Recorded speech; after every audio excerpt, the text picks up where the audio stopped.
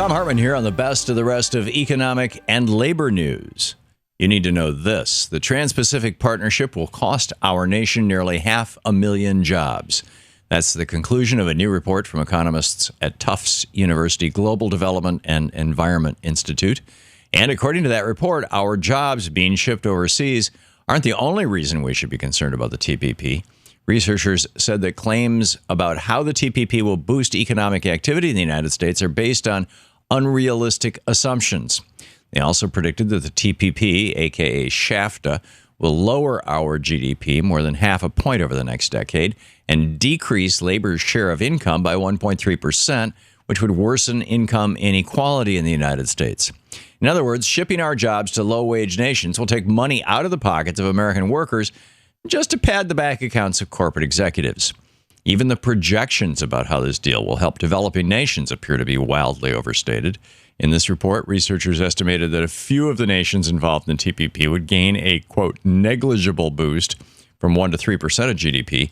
However, they said, quote, businesses in participating countries would strive to become more competitive by cutting labor costs, thereby seeking higher short-term profits while undermining efficiency and productivity in the long term, end quote. In other words, businesses in those nations who follow in the footsteps of U.S. corporations by shipping jobs to even lower-cost countries and screwing their workers at home.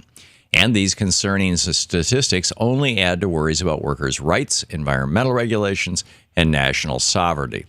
No matter which way you look at it, the TPP is a bad deal for workers, and the projected benefits simply don't add up. We must continue to pressure Congress to keep SHAFTA from becoming reality so that we can keep American jobs, regulations, and sovereignty here at home.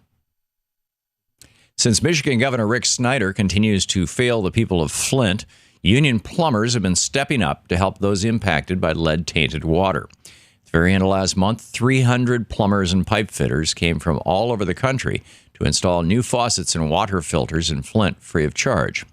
In addition to the lead contamination, many residents were dealing with water faucets so old they couldn't accommodate the water filters provided by the state.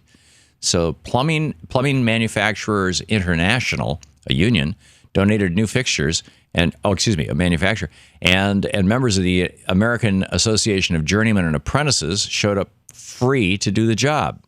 Although the water filters aren't enough to help homes with extremely high lead levels, they will work for most impacted by the contamination.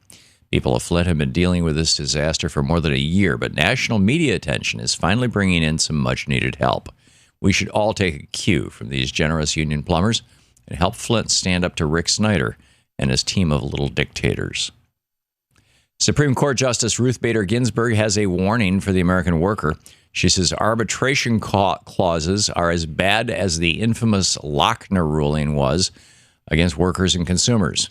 That's the 1905 Supreme Court ruling that allowed businesses to exploit workers under the guise of the so-called right to contract. That ruling was overturned in 1937, but arbitration clauses have picked up where Lochner left off. Every day, millions of consumers and prospective employees are urged or forced to agree to arbitration clauses in order to purchase a product or even get hired for a new job. Those agreements typically dictate how and where someone can legally challenge a corporation and limit the amount that is typically awarded in any particular case. Arbitration agreements are only used by corporations to bully customers and workers into giving up on legal disputes and tricking people into signing away their legal rights. It's going to take a heck of a lot of work to unwind these dangerous agreements from our legal system, but it's great that the notorious RBG is shedding light on arbitration clauses.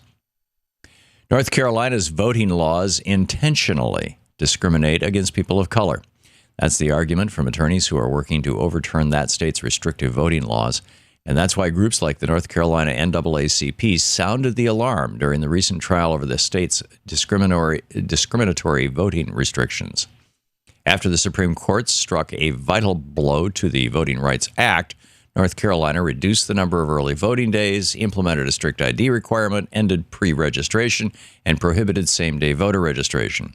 It's only about a month to go before North Carolina's primary election, and no one should be blocked from rightfully participating in our democracy. Republicans have actively worked to keep people from the voting booth, and it's up to all of us to make sure that they don't succeed. And finally, West Virginia lawmakers could be getting a taste of their own medicine. Well, they may be drug tested for that medicine if one state house delegate has his way. Last week, in response to a new bill proposing to drug test welfare recipients, State House Delegate Sean Flaherty introduced his own bill proposing to drug test legislators. His bill would require that West Virginia lawmakers take a drug test before each voting session, and if they failed, they would be barred from voting or receiving their pay. If lawmakers think there's nothing wrong with subjecting people to drug tests, this is their opportunity to prove that they don't consider themselves above the law. No one should be treated like a criminal simply for being poor, and "you first" is a perfect response to lawmakers who think otherwise. And that's the way it is for the week of February 8th, 2016. I'm Thom Hartmann on Labor and Economic News.